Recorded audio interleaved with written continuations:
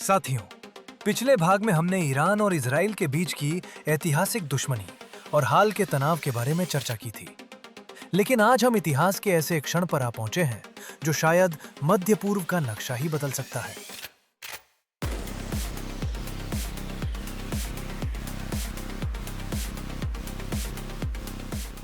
अट्ठाईस फरवरी 2026 को ईरान के इतिहास में एक काले दिन या एक नए युग की शुरुआत के रूप में लिखा जाएगा।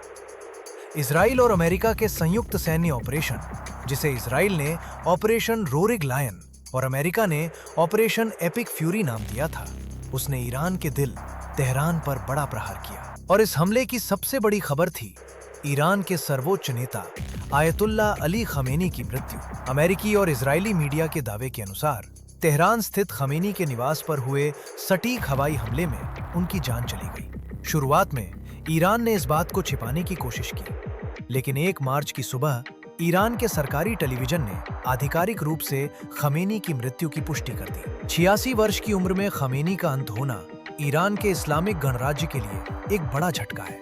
वे सन 1989 से ईरान की सर्वोच्च सत्ता में थे। उनकी मृत्यु ने केवल एक नेता का अंत नहीं किया है, बल्कि ईरान की पूरी राजनीतिक और सैन्य संरचना को नेतृत्व विहीन बना दिया है। कहा जाता है कि इस हमले में खमेनी के साथ ईरान के 40 से अधिक उच्च अधिकारी और सैन्य कमांडर भी मारे गए हैं। अब ईरान का नेतृत्व कौन करेगा? ईरान के संविधान के अनुसार सर्वोच्च नेता का चयन असेंबली ऑफ एक्सपर्ट्स करता है, लेकिन अभी ईरान युद्ध के मैदान में है, जहां शांतिपूर्ण तरीके से नेता चुनना काफी कठिन है। अभी ईरान में नए नेता के लिए 2 मुख्य संभावनाएं दिखाई दे रही हैं। मोज्तबा खमेनी, अली खमेनी के मझले बेटे। वे पर्दे के पीछे रहकर ईरान की सैन्य और खुफिया एजेंसी IRGC को नियंत्रित करते रहे हैं। बहुत से लोग उन्हें ही अगला सर्वोच्च नेता मान रहे हैं, लेकिन ईरान में वंशवाद, हेरिडिटरी रूल का बड़ा विरोध है, इसलिए उन्हें स्वीकार करना सभी के लिए आसान नहीं हो सकता।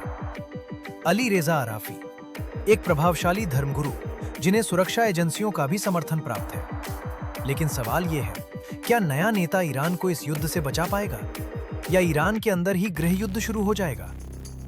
एक तरफ ईरान बाहरी शक्तियों से लड़ रहा है, तो दूसरी ओर ईरान के अपने ही नागरिक सड़कों पर उतर आए हैं। 2025 के अंत से ही ईरान में आर्थिक संकट और दमन के खिलाफ बड़े प्रदर्शन हो रहे थे।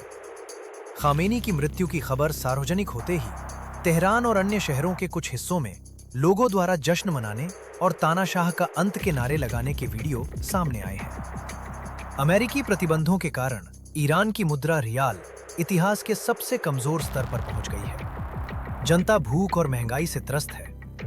इसलिए यह युद्ध केवल इजराइल और ईरान के बीच का नहीं रह गया है, बल्कि ये ईरानी जनता और वहां की कट्टरपंथी सरकार के बीच की लड़ाई भी बन गया है। खामेनी की मृत्यु के बाद ईरान ने चुप बैठने के संकेत नहीं दिए हैं। ईरान ने इसे ऑपरेशन ट्रू प्रॉमिस 4 नाम देते हुए इजराइल और मध्य पूर्व में मौजूद अमेरिकी सैन्य ठिकानों पर सैकड़ों बैलिस्टिक मिसाइल और ड्रोन दागे हैं। लेबनान का हिजबुल्ला, यमन के हूती विद्रोही और इराक के मिलिशिया समूहों ने ईरान के पक्ष में युद्ध की घोषणा कर दी है। इससे पूरा मध्य पूर्व इस समय युद्ध की आग में जल रहा है। ईरान ने दुनिया के 20% तेल व्यापार वाले स्ट्रेट ऑफ हॉर्मुज समुद्री मार्ग को बंद करने की धमकी दी है। यदि ये मार्ग पूरी तरह बंद हो गया तो दुनिया भर में पेट्रोल और डीजल की कीमतें दोगुनी हो सकती हैं। साथियों, क्या यह तीसरे विश्व युद्ध की शुरुआत है? इस समय दुनिया 2 धाराओं में बढ़ चुकी है। अमेरिका, इजराइल और यूरोपीय देश चाहते हैं कि ईरान की सरकार में परिवर्तन होना चाहिए। दर्शकों, यह युद्ध केवल मध्य पूर्व के रेगिस्तान तक सीमित नहीं है। इसकी गूंज हमारे अपने आंगन तक पहुंच चुकी है। विशेष रूप से भारत और नेपाल जैसे देशों के लिए यह युद्ध एक बड़ी अग्नि परीक्षा बन चुका है। भारत इस समय विश्व राजनीति के ऐसे मोड़ पर खड़ा है जहां वह न तो इजराइल को छोड़ सकता है और न ही ईरान को नाराज कर सकता है। इजराइल भारत का सबसे भरोसेमंद रक्षा साझेदार है।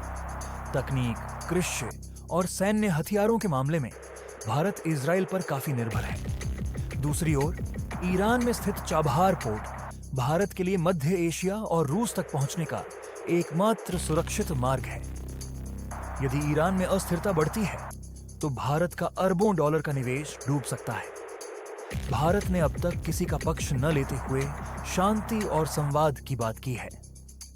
लेकिन यदि अमेरिका भारत पर इजराइल के पक्ष में खड़े होने का दबाव बनाता है, तो भारत के लिए यह इतिहास का सबसे कठिन कूटनीतिक निर्णय होगा।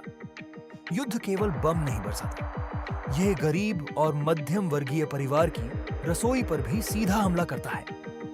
नेपाल और भारत अपने पेट्रोलियम पदार्थों का बड़ा हिस्सा खाड़ी देशों से आयात करते हैं। यदि ईरान स्ट्रेट ऑफ हॉर्मूज को बंद कर देता है, तो पेट्रोल और डीजल की कीमतें इतनी बढ़ जाएंगी कि ढुलाई खर्च बढ़कर खाद्यान्न से लेकर सब्जियों तक हर चीज महंगी हो जाएगी। शेयर बाजार और निवेश पर असर। युद्ध की अनिश्चितता के कारण दुनिया भर के निवेशक डर गए हैं। इससे शेयर बाजार में बड़ी गिरावट आ सकती है, जिससे आम लोगों की बचत खतरे में पड़ सकती है। विदेशी रोजगार और रेमिटेंस पर असर। यह हमारे लिए सबसे बड़ी चिंता का विषय है। मध्य पूर्व में लगभग 70 से 80 लाख भारतीय और 15 लाख से अधिक नेपाली काम कर रहे हैं। यदि यह युद्ध ईरान इजराइल से फैलकर सऊदी अरब, कतर या यूएई तक पहुंच गया, तो हमारे भाई बहनों की जान खतरे में पड़ सकती है। अर्थव्यवस्था की रीढ़ माने जाने वाला रेमिटेंस रुक सकता है।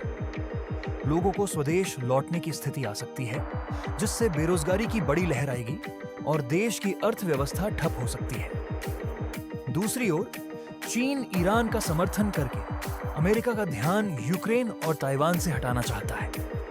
चीन चाहता है कि अमेरिका मध्य पूर्व के इस संघर्ष में बुरी तरह उलझ जाए, ताकि वह एशिया में अपना प्रभाव और मजबूत कर सके। यदि रूस या चीन ने ईरान को सीधे सैन्य सहायता दी, तो इस क्षेत्रीय युद्ध को तीसरे विश्व युद्ध में बदलने में ज्यादा समय नहीं लगेगा।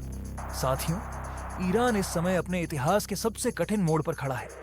एक ओर शक्तिशाली अमेरिका और इजराइल की बमबारी है, दूसरी ओर अंदर से उठता जनविद्रोह।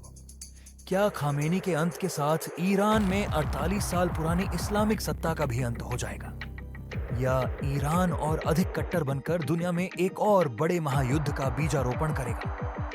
यह युद्ध हमारे जीवन पर भी गहरा असर डालेगा। ईंधन की कीमतों में वृद्धि, शेयर बाजार में गिरावट और विदेशी रोजगार में काम कर रहे लाखों नेपाली और भारतीय नागरिकों की सुरक्षा इस समय खतरे में है। आपको क्या लगता है? क्या खामेनी की मृत्यु के बाद ईरान में लोकतंत्र आएगा?